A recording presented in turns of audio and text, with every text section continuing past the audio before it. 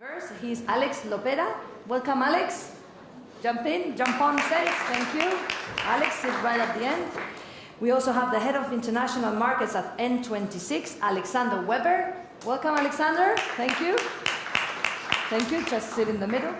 We had Sergi Herrero from Facebook, but unfortunately he had a last-minute problem that he's sorting, so he cannot join us.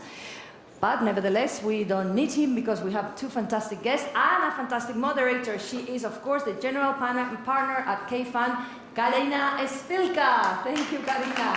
Welcome. Thank you so much. Good afternoon, everybody. I'm really very excited to be here with those two cracks because they are coming from the early days of both companies.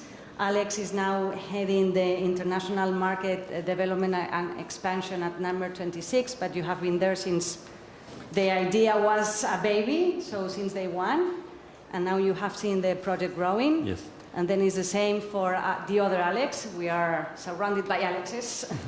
And you are one of the co-founders of Verse. That's right. And now you run all the operations, which is also an exciting part of the game. So I'm really very happy to have here one challenger of the banking industry and then somebody that is trying to replace the banks and create alternative ways to have financial services. At the end, this morning I was looking at some statistics for the Spanish market, but it's quite the same for all Europe, that said that in Spain still there are only 12% of the customers in the banking industry that are purely digital customers. 12%. And then it's the same with the payments. We have many options to make payments, but still in Spain 60% or more of the transactions are still in cash. So when do you think this may turn around and we will have more customers in the digital arena and more payments coming digital? I think it will be a lot faster than we anticipate. So sort of in general, the change in the last 10 years has been sort of exponential and has been a lot faster than we expect. And I think especially the so-called digital natives or people who want to do everything with their mobile phone, that they will adapt a lot faster. And sort of obviously customers who are sort of very much used to cash and have used cash all their lives and are sort of fairly resistant towards new technologies, they will use cash probably until the end of their days. So I think there will be no short-term society without any cash, but the adoption of non-cash will be as fast as the adoption of smartphones, for instance. Mm-hmm. I mean, I completely agree with what Alex said. I think that smartphone penetration is really strong, especially here in Spain. And I think like millennials and people in the younger ages are not really happy with dealing with cash in their pocket. So as soon as they realize that there's a product or a service that it's doing what cash does, they automatically switch. So what needs to change? Because it's just a matter of generations, or there are other conditions that need to really change for that to happen? So I think like you have obviously early adopters, which are digital natives and people that is already like super used to internet products and social networks and all that. And now we're seeing that payments is really something that it's moving towards that. And then once like they use it and other people see them using it, it's a matter of like having the rest of this society like switching to digital payments products. Yeah, I agree. I think there's this fundamental shift in user behavior from offline to online to mobile, sort of across industries, that we've seen in the travel, the music, and other industries.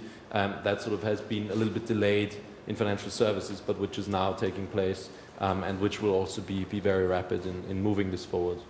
Don't you think that there are many different alternatives and options for the consumers, and that therefore having their attention and then making them move from one option to the other is tougher than before, or what's your view? So I think like true, like you have banks and then you have startups or payment companies. I think that like payment services offered by banks, either to customers or to companies, are services that are not adding a lot of value, But then like you have companies like Number 26, Verse, Stripe, Adyen, which could be like a little bit more expensive, but then like the value that they're adding and the product and the service that they're offering, it's 100x better than what the bank is giving you. So I think that it's really who is offering the best product and who is offering you the best experience when it comes to pay or like do a transaction, which is gonna win. Yeah, I also think that right now sort of a lot of attention is on this area, and a lot of new starters are also entering into this space. I think it takes a lot more upfront investment to enter into this space than with e-commerce companies due to regulatory complexity and capital requirements. Not only for sort of challenger banks, but in general, if you navigate in the financial services sector. So I think there's a barrier to entry that companies that have already achieved a license, like we have a European banking license, which obviously is a big step to entry for other players.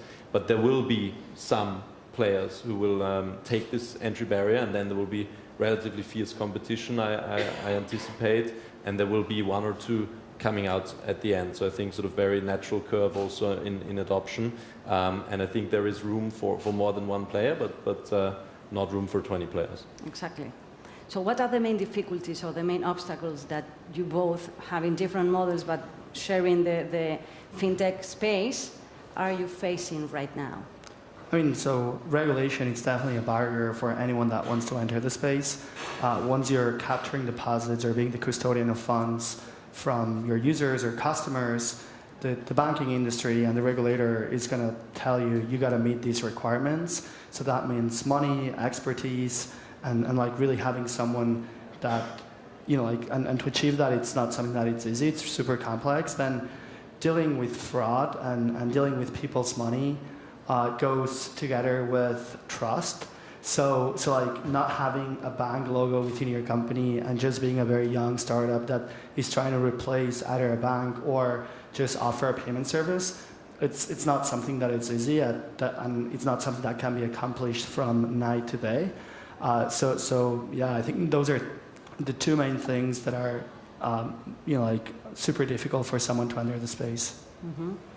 Yeah, I think regulation is always viewed or has such a negative connotation, but sort of in our space, and especially in Europe, I think regulation also is a very positive spin that enables a lot of what we are all doing. So, for instance, we're based in Berlin, but we're serving 17 countries across Europe based on one banking license, based on one infrastructure. So basically also opening up new opportunities based on SEPA harmonization and based on sort of harmonization in the European Union. However, as these regulations have been fairly new, there's also some challenges in the implementation of these. So, for instance, one of the challenges that we are observing when now starting to serve markets sort of at scale outside of Germany is that we provide our customers with a German IBAN, for instance. Mm-hmm. Yeah? And this, in theory, since February 2016, should be no problem whatsoever.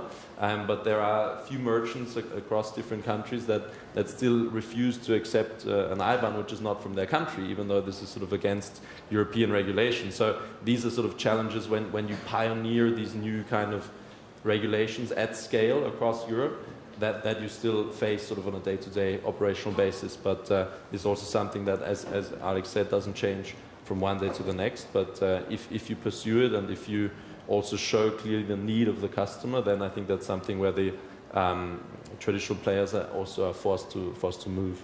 Yeah, in fact, regulation is one of the things. What you said is that sometimes it's a barrier, but on the other hand, it might enable for new business models to happen. And we have a new directive, which is the PSD2, that is obliging financial services companies to open the data of their customers. So do you think that for sure this will benefit the creation of new fintech solutions and new fintech companies? And what do you think that, what kind of new business models do you think that will appear around this new directive? Yeah, no, so I definitely think it's a large opportunity. I think there are sort of three dimensions to PSD2. One is really sort of this account aggregation, what you mentioned, sort of open APIs. Banks have to open up for certain sort of aggregators to then be able to access this data. So I think there's an opportunity for new companies or also banks like ours sort of to position themselves and actively aggregate this data. And I think it's then really about where the customer takes his next financial decision, where's really the customer interaction. So our active customers are in our app sort of almost every day. So that's something where we say we have a close connection with our customers, and if you can then access also your other bank accounts sort of through our app, sort of then that would be something we aspire to. The second one, I think, one challenge with the first one is really if all banks adopt one European API standard, right? And if this is not the case, I think there's an opportunity for sort of these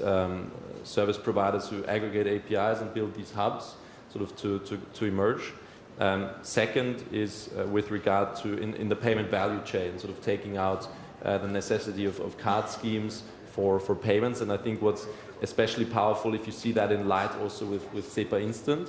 So sort of if both of these work together, then I think it's really something that can fundamentally change the way that you pay sort of for anything at the point of sale. And the third one is really with regard to security, strong authentication, where also there are new opportunities and new requirements to meet, for instance, two-factor authentication with online payments. So I think, for instance, at N26 we've introduced the first sort of MasterCard secure code transaction that you can confirm with a push on your smartphone and don't have this terrible sort of user experience that you've encountered previously when you tried to buy something on Amazon and then you were redirected to a website where you had to enter password you forgot and these types of things. So I think there's also room for improvement also with regard to the user experience and sort of embracing this new security standards as well. Yeah, so those I think are three main areas in PSD2 that I see or we see.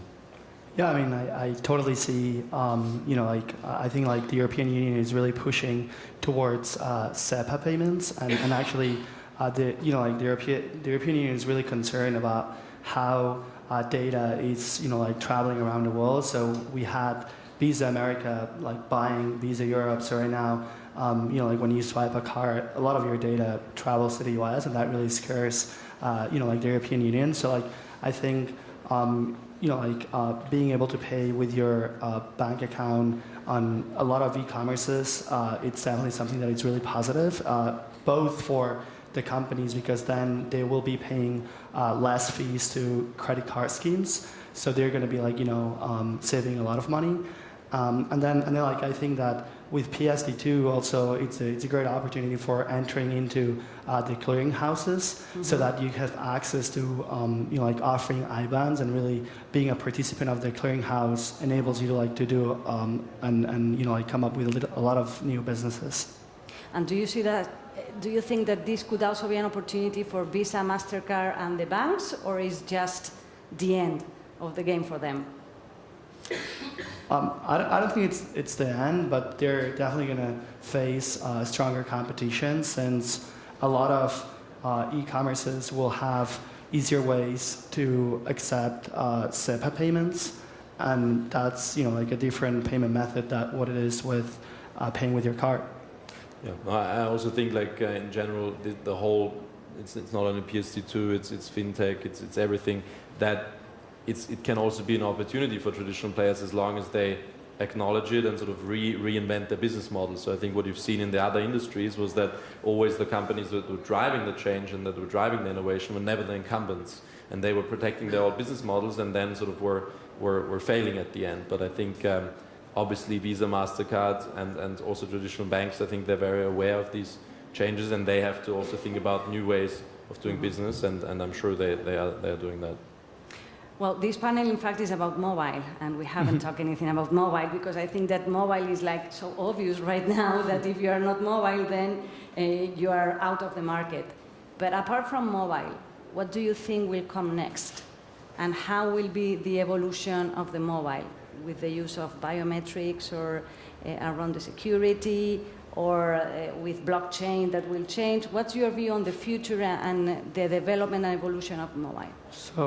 So besides mobile, I think that something really interesting that it's about to come up is machine-to-machine payments. So I think that, you have self-driving cars coming along, so you're going to see a self-driving car paying to a gas station, and that's a machine paying to a machine automatically. So I think that there is a lot of opportunity there. And then obviously there's a lot of opportunity with machine learning AI when it comes on fraud detection and really, preventing cybersecurity within the payments network. And biometrics for sure. Like there's definitely a lot with, I don't know, right now we have the new iPhone and you have Samsung, which they're pushing with authentication with your face. So we might see you paying with just looking at the product, maybe somehow near, but I don't know if that's going to happen. Like there's still a lot for that. Yeah, I think what we've seen and what's also been fueling our business model, one more example of sort of regulation that was to our favor was basically allowing for video verification in onboarding customers. So I think this whole KYC, know your customer, can strongly be improved by technologies and biometrics. Therefore, we were able to really completely open up a bank account on your mobile. So that was based on a change in the anti-money laundering directive, sort of, which was also European-wide in 2014. And there again, like if you look in the future, biometrics as well here can be a topic, so for know your customer. But also I've heard about some cards, for instance, where you can then authorize payments with your fingerprint on a card and these types of things. So I think that there are interesting topics also coming up in that regard. What's your view on blockchain? Do you think that this will be really the revolution because at the end of the day, banks give trust, and if the trust is given to another party, which are not anymore the banks, this might be a huge revolution, or not yet, or the technology is not solid enough for that to happen, and we still need some time to come. What's your view on that? I think that different views on blockchain. I think it's sort of from a pure technological perspective, very interesting concept, but technology, just for the sake of being technology, sort of it always has to address a user problem, and so I think it's too, at least from our perspective, a little bit too early to tell sort of if that's really the next big thing. I think we've discussed now 2 or 3 very interesting trends which will come up in the near term. I think we didn't really talk about mobile payment yet, but sort of mobile payment, SEPA Instant and PSD2, I think those are the things that will dominate the payment landscape in the next, let's say, 18 or 24 months. And I think sort of predicting beyond the next 2 years in sort of such a fast changing environment is always sort of dangerous, or doesn't make too much sense. But in general, I think it's a very interesting technology, and I think it will be definitely potentially one of the things after these 3 that I mentioned that could fundamentally change the value chain again. Don't know, what's your view? Yeah, I mean, I completely agree with you. I think it's a phenomenal technology, but it's just like not really easy to find valid use cases within payments besides Bitcoin or Ethereum. So I think the biggest disruption within the financial industry, taking into account blockchain, it's definitely Bitcoin and cryptocurrencies. We have 2 minutes left. I don't know whether there's any question from the floor. Do we have any questions from our audience? Come on. I would love, because there's a tremendous opportunity to have number 26 and verse here in the room. I would have like 100 of questions for them. Yes. There's 100 there. Come on. Let's make it just 1, okay? Okay. All right. Unless there's any other person eager. So when we're predicting, let's say, the future, it seems that as we automate everything with blockchains, with AI, etc., the profit margin eventually should go down to 0. As you have machine-to-machine payments, why would you need a profit margin there at all? And where's the space then for companies to make a profit and be a viable business? So answering to your question, I think that the profit comes to the company that really adds value. So you have payment processors like the banks, which are charging you 0.4% of the transaction, and then you have companies like Stripe or Adyen, which are charging you like between 2 to 3%. And really the difference is that with the bank, it takes you like 2 to 3 months to connect to their payment online processor. With Stripe or Adyen, it takes you like 24 hours. So I think that really the profit within the payments industry it's like really how is your service and your product, and how much are you really helping the company besides just the transaction fee? Yeah, I think in general it's very hard also for me today to understand why sort of every transaction costs something. You know, in general, like even today, it's so scalable, and there's no real justification sort of that an incremental transaction actually costs some money. So I think sort of if you look from our perspective as sort of trying to become the primary financial partner of our customer, I think it's really about how do you create value for your next financial decision, and how do you sort of based on technology understand the customer and really help him and generate some value with regard to recommendation in financial products, or just in general support the customer with regard to his next financial decision. And I think that's really where the differentiation will be in the future. Also with PSD2, what I mentioned before, it's really who owns the customer relationship and who does the customer trust for his next financial decision. And that's, I think, where you can generate value in the future. But will be tough, I'm sure, for everybody, not for you, but for the whole industry. Okay, well, Karina, you want to say anything? No, I to want wrap to up? really thank you. I think it has been really interesting, and I wish you all the best in the coming years, and see you next year. Thank you. Thank Next you time. very Thank you so much. Thank you. Next time, Alex Lopera, Alexander Weber, and Karina Spielberg.